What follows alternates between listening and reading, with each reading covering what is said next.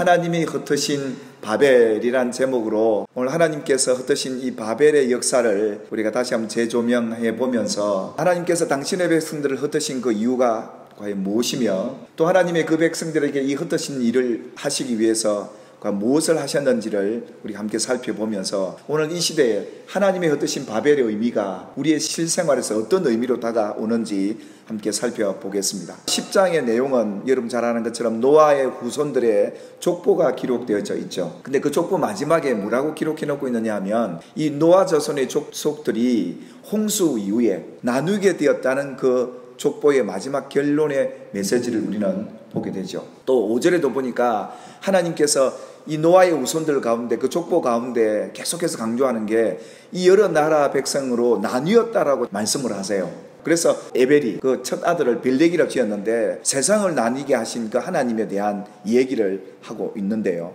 노아 홍수 이후에 노아의 그 자손들 셈과 함과 야벳 그 세 아들을 통해서 많은 자손들이 번성해가죠. 그 번성해가는 과정 속에 하나님께서 이 백성을 나누었다는 겁니다. 왜 그러셨다는 것일까요? 11장 1절에 보니까 온 땅의 언어가 하나요 말이 하나였더라 라고 말씀을 합니다. 하나님께서 모든 인간을 다 멸하셨습니다. 이 땅의 생명들을 다 멸하시고 노아의 가족과 방주에 올라탄 그 짐승만 사람 남게 되는 그 역사 이후에 새로운 역사가 펼쳐지는데 노아 한 아버지 어머니 밑에서 세 아들의 가정이 당연히 언어가 하나다 보니까 서로 통하지 않습니까? 이렇게 한 가정으로 시작된 이 역사에 하나님께서 나누신다는 이 의미가 과연 어떤 의미로 그들에겐 다가왔고 오늘 우리들에겐 들려지는 걸까요? 노아 홍수 이후에 살아남았던 그들이 살다가 우리가 함께 모이자 해서 어디에 모였느냐 하면 시날 평지에 모여서 머물게 됩니다. 노아의 후손들이 이렇게 말하죠. 예전처럼 돌로 쌓지 말고 벽돌로 견고하게 쌓자 해서 벽돌을 찍어내고 또 흙으로 쌓는 게 아니라 역청으로 쌓자. 그러면서 뭐라고 얘기합니까?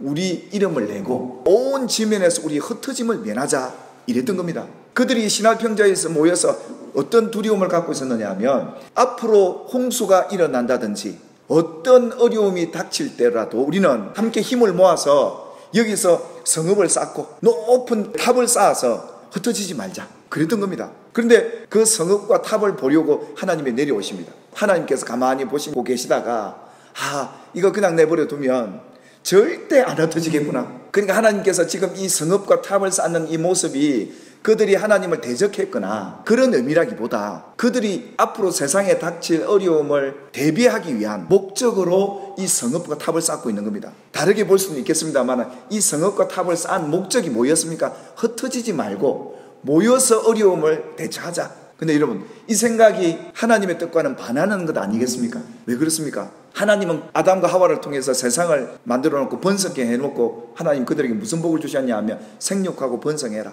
땅에 충만하라. 그래서 온 땅에 정복하고 바다도 정복하고 온 세상을 다 정복하는 것이 하나님의 뜻이었습니다. 아담 때처럼 하나님이 그 세상을 정복하고 하나님의 뜻을 펼치시려는데 사람들은 뭡니까? 무섭다. 우리는 흩어지지 말자. 우리 여기에 똘똘 뭉쳐서 여기 성읍을 쌓아놓고 우리 여기서 살자 이랬던 겁니다. 그래서 하나님께서 그들을 흩으시려고 그들을 나누시려고 언어를 혼잡게 합니다. 어젯밤만 해도 얘기를 했던 형제들이 자고 일어났는데 서로 알아듣지를 못하는 겁니다. 이 사람들이 서로 알아듣지 못하니까 자연스럽게 그들이 쌓던 성읍도 그만 쌓게 되고 탑도 그만 쌓게 된 겁니다. 하나님의 뜻에 반하는 이 사람들의 생각을 하나님이 아시고 사람들이 똘똘 뭉치면 하나님의 뜻이 이루어지지 않을 것 같으니까 하나님이 고민하다가 그들의 언어를 혼잡케 했다 이겁니다. 하나님께서 왜 이러셨을까요? 원래 이 바벨이라는 의미가 신의 문이란 뜻이에요. 하나님의 문이란 뜻이거든요. 여기서부터 온 인류가 문이 열려서 다 퍼져나갔다는 의미 속에 바벨이란 얘기가 여기서 시작이 된 거죠. 근데 이후에 이 바벨론이 하나님의 백성을 대적하는 문화로 나중에 바벨로니아라는 나라가 세워지죠. 이곳에서. 그래서 모든 이 세상의 신이 바벨론에 다 있어요. 이 신들을 다 하나로 묶어서 제일 높은 신을 그 나라에서 만들어가지고 자기들의 신으로 섬긴 거죠. 이 바벨론이 하나님을 대적하는 것 같이 보이지만 실제적으로 이 바벨이라는 의미는 하나님의 문이었습니다. 그래서 이 문을 활짝 열고 다 흩어져 온 세상으로 나가도록 하나님이 그렇게 역사를 만드셨다는 겁니다. 이들을 이렇게 지면에서 흩어지게 했던 이유는 이 백성들이 흩어지지 말자, 우리 똘똘 뭉쳐서 우리 함께 모이자 이렇게 했던 겁니다. 이들이 여기 모여서 흩어지지 않을 것 같으니까 언어를 혼잡게 해서 흩어지게 만든 이 바벨의 역사를 하나님이 하셨다 이겁니다. 아무리 인간이 든든한 벽돌로 역청으로 성을 쌓은들 하나님이 지키지 않으시면 그 성은 안전하지 못한 겁니다. 사람이 아무리 자기들이 이름을 내고 자기들이 자기를 지키려고 한다고 해도 하나님이 세우지 않으시면 수고가 헛된 것입니다. 그들은 스스로 뭔가를 안전하게 미래를 대비하지만 우리는 그 두려움을 하나님께 맡기고 믿음으로 우리는 성을 쌓고 탑을 쌓아야 될 줄 믿습니다. 그리고 또한 문제는 하나님이 지켜주셔야 되고 하나님이 파수꾼 되어주셔야 안전한 것이죠. 이걸 우리에게 말씀하시고 싶은 거죠. 신약에도 보면 하나님이 흩으신 역사가 있죠. 여러분 잘 아는 오순절 예루살렘 교회입니다. 오순절날 성령이 임하죠. 그래서 믿는 사람들이 다 함께 모여서 서로 통용하고 서로 도와주니까 얼마나 좋겠습니까, 교회가. 그러니까 마음을 날마다 같이 해서 날마다 모이기를 힘쓰고 자기네들끼리 할렐루야 이랬던 겁니다. 그러니까 하나님이 가만히 보고 있으니까 이게 나빠서가 아니었습니다. 자기들만 하나님의 사랑하고 있으니까 하나님이 이렇게 모여있는 이들을 어떻게 하시느냐, 예루살렘에 큰 박해를 허락하십니다. 사도도 죽고 스데반 집사가 돌에 맞아 죽기도 하고요, 사도들이 감옥에 갇히기도 하고 예수 믿는다는 사람 잡아들이고 이러니까 이 예루살렘 교회가 다 흩어져 가지고 복음을 전하고 교회가 세워지는 겁니다. 하나님의 나라가 세워지는 것이죠. 결국은 하나님이 흩어지게 만드는 것은 우리만이 아니라 온 백성들이 하나님을 알도록, 그리고 온 땅을 정복하려면 어떻게 해야 합니까? 그 땅에 가서 예배해야죠. 하나님 앞에. 예배하지 않는 그곳에, 예수의 이름을 선포하지 않는 그곳에 땅을 정복하는 거죠. 하나님의 나라가 임하도록. 성령이 임하면 너희가 여기서만 만족할 게 아니다.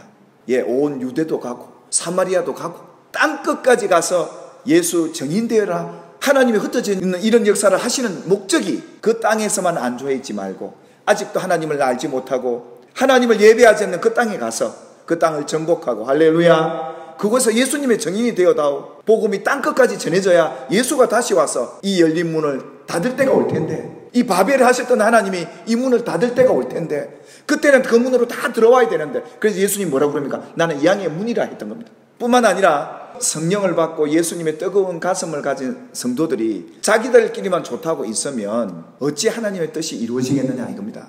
그래서 하나님이 어떻게 해요? 어려움, 박해를 줍니다. 그러니까 흩어지는 겁니다.